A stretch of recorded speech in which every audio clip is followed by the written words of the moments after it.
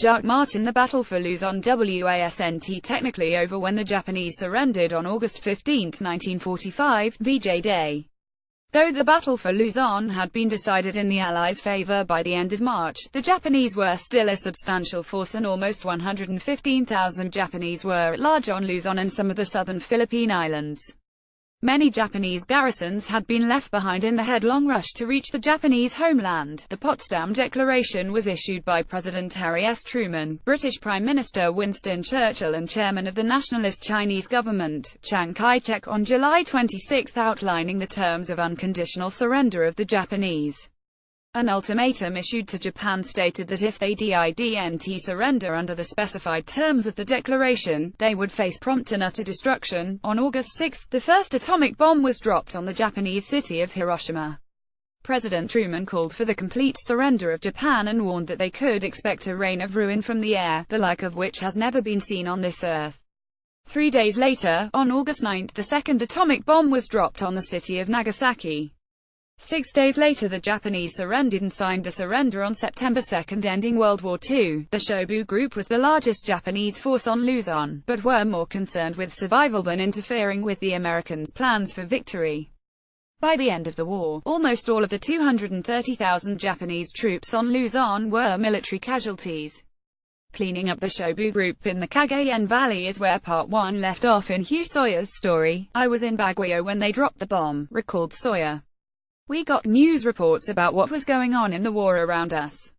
We didn't know what an atomic bomb was, but I knew what an atom was.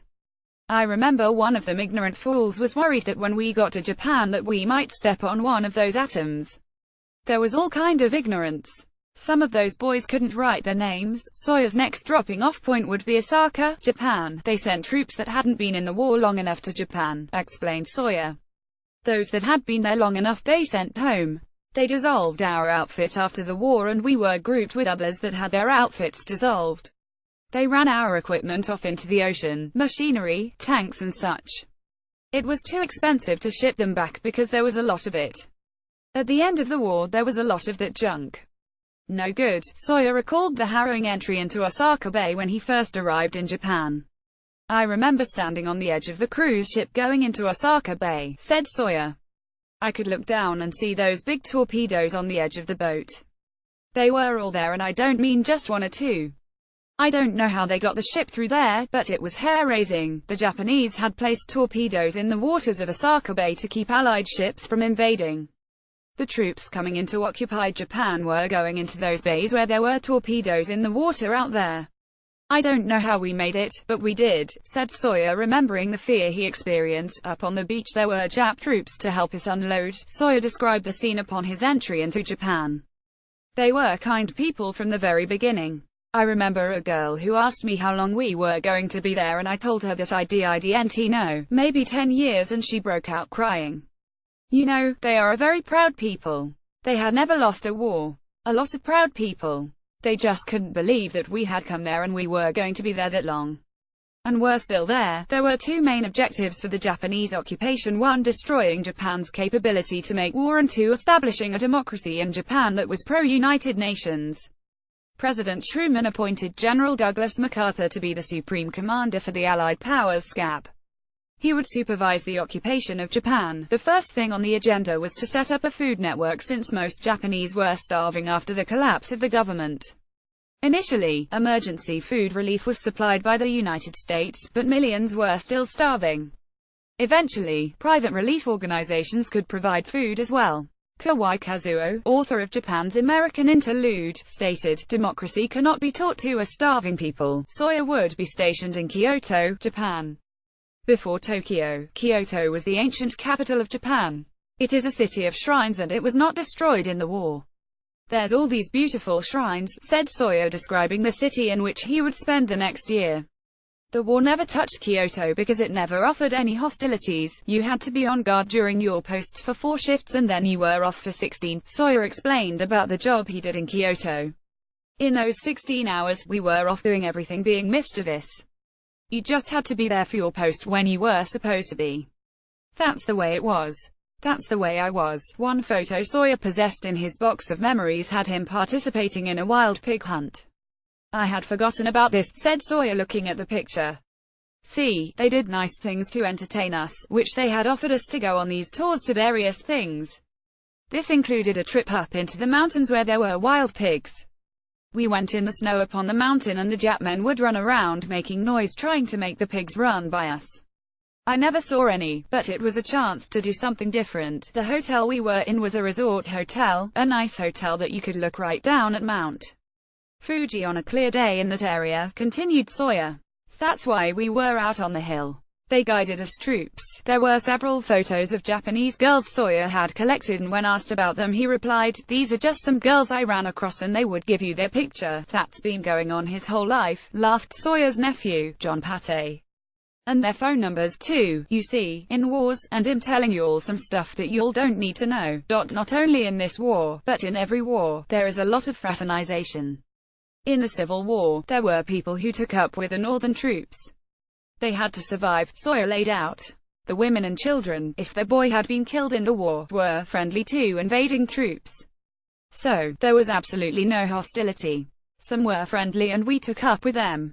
That's the way I learned a lot of their language. Sawyer admitted to having a Japanese girlfriend. When asked if he thought about marrying her, he just simply replied, "No, there's parts of that you don't write home to mama about. When you're over there, there's no morals. It's not civilized," elaborated Sawyer. "What we did is something you wouldn't understand or even believe. In a war, it's uncivilized. No morals. There's hardly anything that's low down. You wouldn't understand, but it's out of boredom and the opportunity of doing things. That's the way life is. If I told you, you wouldn't understand." There were other pictures of children and one could see that Sawyer had been emotionally moved by them. "This is neighborhood kids that come into camp. They were beautiful little children dressed in those native kimonos," reminisced Sawyer. "As I was saying, we were billeted at museum building and all there were people's homes. These little girls lived there and would come visit us in camp. They weren't afraid of us. They were the cutest little girls, children, and I took a picture of them. We'd give them candy and things like that." After his tour in Japan, Sawyer went home to Memphis and attended college on the GI Bill.